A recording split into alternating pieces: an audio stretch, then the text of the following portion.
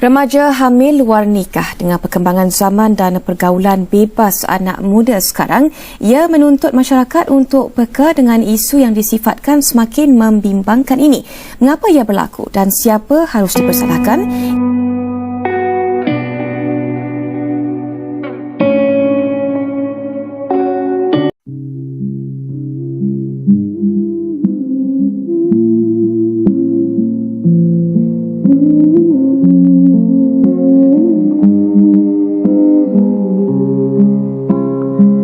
Ketika remaja seusianya sedang sibuk menuntut ilmu di sekolah untuk persediaan mengambil sijil pelajaran Malaysia, Alia, bukan nama sebenar, hanya mampu tersenyum di sebalik rahsia dan duka yang sarat di dada. Alia baru berusia 18 tahun. Dia adalah salah seorang mangsa kerakusan nafsu lelaki. Lelaki tersebut merupakan teman lelakinya. Telah meragut kesuciannya sewaktu dia berusia 15 tahun dan masih di bangku sekolah.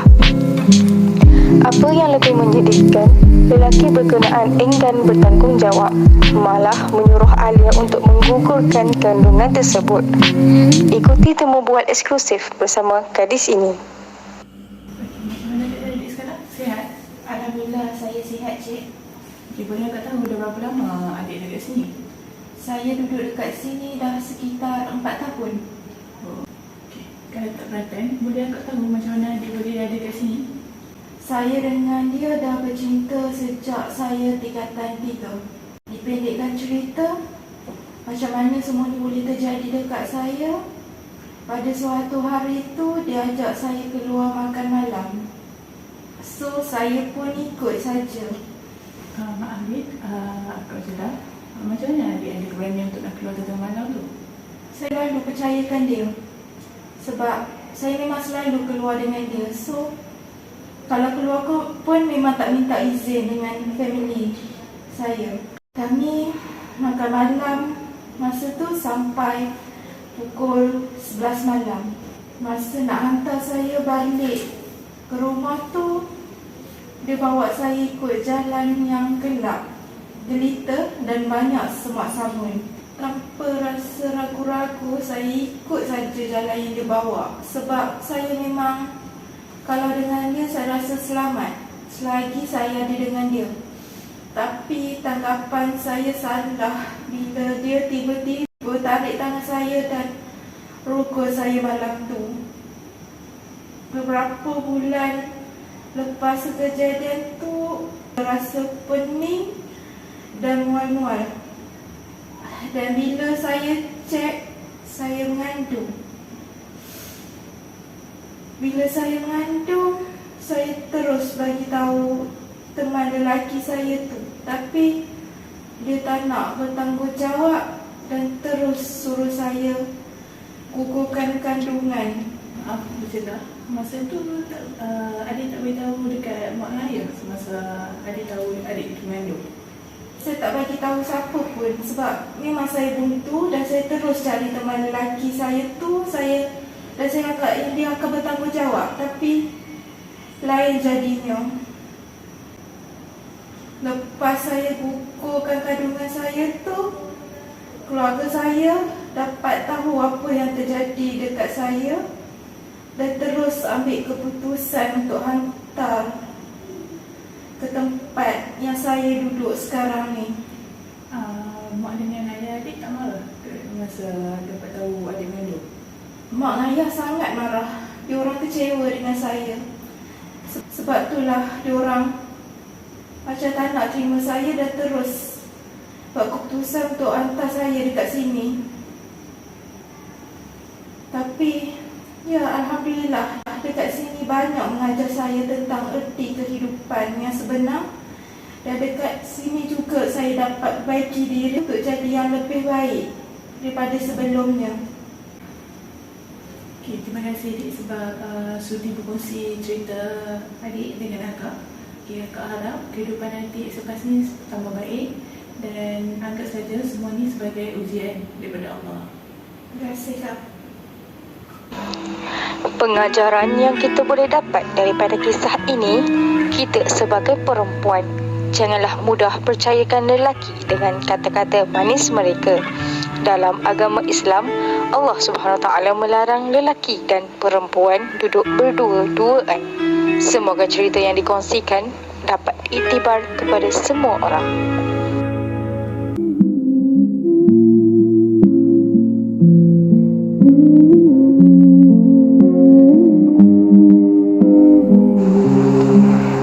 Kasih sayang keluarga adalah tonggak utama bagi anak-anak.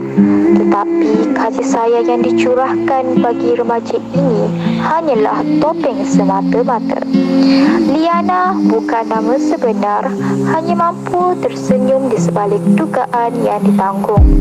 Ayah tiri yang dianggap sebagai pengganti kepada ayah kandungnya telah meragut kesuciannya sewaktu dia berusia 13 tahun yang masih di bangku sekolah.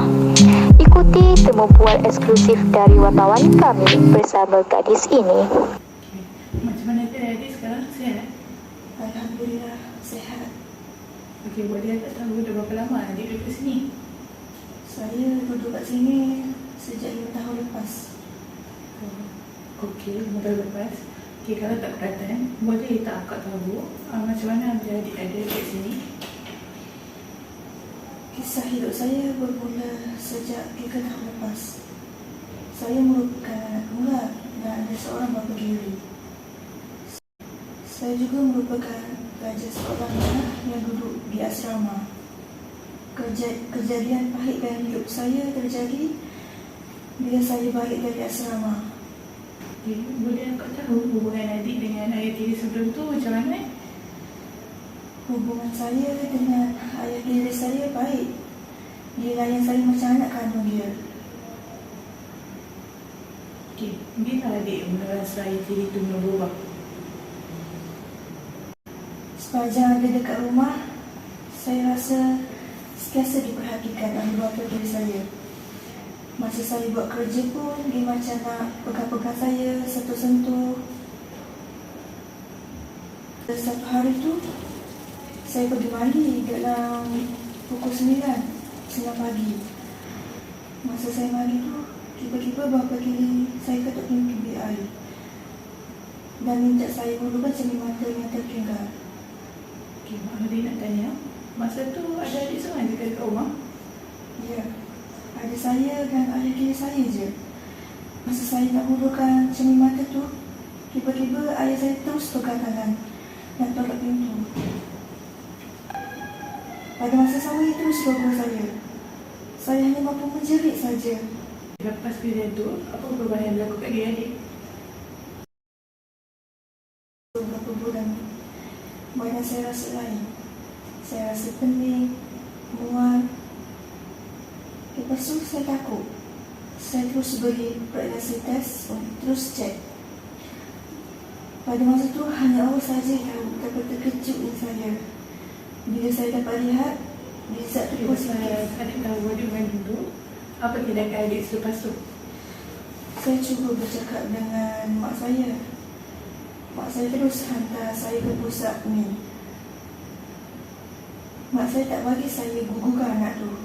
And then sampai sekarang, saya masih jaga anak tu. Sampai setakat ini saja saya mampu cerita kisah saya. Okey, tak faham, tak faham. Terima kasih sebab sudi berkongsi cerita adik kepada kakak. Okay, kakak harap kehidupan adik selepas ini bertambah baik dan anggap saja semua ni berkait daripada Allah. Terima kasih Kak.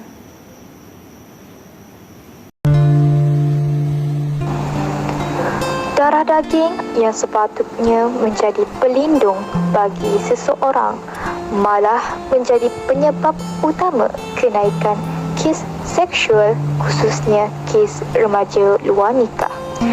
Apa nasib anak-anak gadis yang sekiranya mereka yang masih berada dalam lingkungan keluarga yang sebegini? semua pihak perlulah berganding bahu bagai aur dan tebing dalam membendung kes remaja luar nikah daripada berluasa. Dan dalam kes ini, siapakah yang sepatutnya dipersalahkan?